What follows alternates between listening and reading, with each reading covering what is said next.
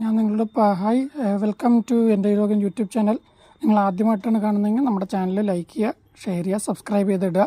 ഇതേമാതിരി variety കാർണിവോറസിൻ്റെയും ഫിഷിൻ്റെയും വീഡിയോസിനായിട്ട് subscribe ചെയ്തിടുക. അപ്പോൾ നമ്മൾ ഇന്നലെ ഞാൻ കഴിഞ്ഞ വീഡിയോയിൽ പറഞ്ഞിരുന്നു, നമ്മളടുത്ത് തന്നെ നമ്മുടെ ജമ്മയുടെ കളക്ഷനും പ്ലാന്റിങ്ങിൻ്റെയും വീഡിയോ ആയിട്ട് നമ്മൾ വരുമെന്ന്. നമ്മുടെ ജമ്മ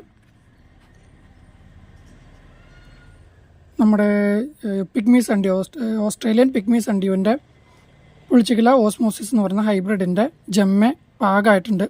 നിങ്ങൾ ഈ സൈഡ് നിങ്ങൾക്ക് സൈഡ് ക്ലിയർ ആയിട്ട് കാണുന്നുണ്ടോ എന്നറിയില്ല. ഒരു സൈഡിൽ കുറച്ച് ജമ്മ, ഈ സൈഡ് അതായത് കോർണറിലെ ജമ്മ കുറേ ചാടിപ്പോയിട്ടുണ്ട്. അത് വേറൊന്നുമല്ല, ഇവിടെ മഞ്ഞും മഴയൊന്നും ചാറിയായിരുന്നു. മഴ ചാടിയപ്പോൾ ഇത് വെള്ളം വീണപ്പോൾ തെറിച്ച് പോയതാണ്. സാധാരണ പ്രകൃതിയിൽ മഞ്ഞോ അല്ലെങ്കിൽ മഞ്ഞിൻ്റെയോ അല്ലെങ്കിൽ മഴവെള്ള തുള്ളിയോ വീഴുമ്പോൾ ഇത് തെറിച്ച് വീഴുന്ന സ്ഥലത്ത് ഈർപ്പമുണ്ടെങ്കിൽ അവിടെ കിടന്ന് മുളയ്ക്കുകയാണ് ചെയ്യുന്നത്. ഇതാ ഇവിടെയൊക്കെ താഴത്തൊക്കെ കുറേ വീണ് കിടക്കുന്നുണ്ട്, കുറച്ചൊക്കെ താഴെ പോയിട്ടുണ്ട്. ഇവിടെയൊക്കെ കിടന്ന് ഇനി മുളച്ചോളും തന്നെ.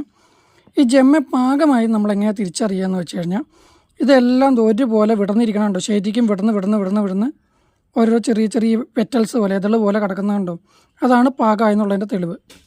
അങ്ങനെ ആകുമ്പോഴാണ് നമ്മൾ പാകമായെന്ന് മനസ്സിലാക്കുന്നത്.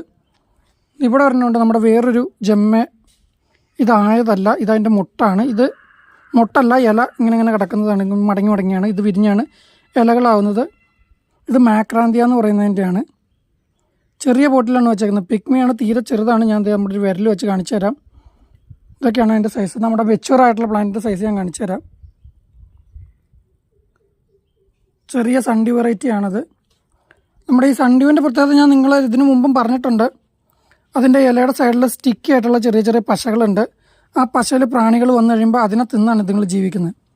ഞാൻ ഇച്ചിരി വലിപ്പമുള്ള വേറെ സൺഡ്യൂ കാണിച്ചു തരാം. അതിനകത്ത് നിങ്ങൾക്ക് ഡ്യൂ കറക്റ്റായിട്ട് കാണാൻ പറ്റും. ഇത് നമ്മുടെ ടോക്കൺസിസാണ്. ഇതിൻ്റെ സൈഡിൽ നിങ്ങൾ മഞ്ഞുതുള്ളി പോലെ വെള്ളത്തുള്ളികൾ കണ്ടോ, അത് ശരിക്കും പശയാണ്. ഞാൻ കാണിച്ചു തരാം നിങ്ങൾക്ക്.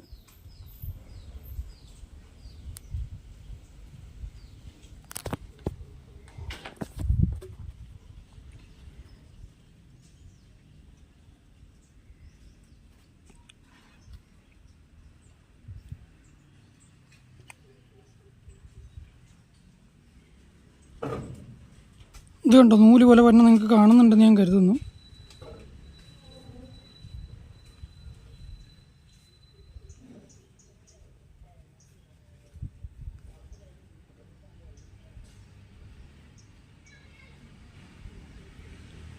പശ പോലെ വന്നത് കണ്ടോ നിങ്ങൾ. ഇതിലൊട്ടി നിൽക്കുകയാണ് പ്രാണികൾ. എന്നിട്ട് ഇത് മൊത്തം മൂടി പതുക്കെ ദഹിപ്പിച്ചാണ് ഈ ചെടി കഴിക്കുക.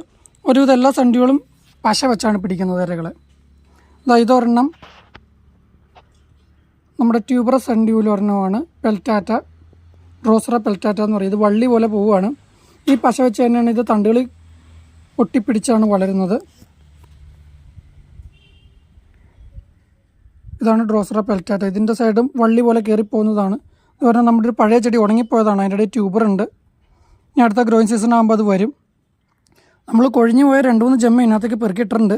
ഇത് മുളയ്ക്കുമെന്ന് പ്രതീക്ഷിക്കുന്നു. മുളയ്ക്കുകയാണെങ്കിൽ അതിൻ്റെ അപ്ഡേറ്റ് ഞാൻ കാണിക്കാം.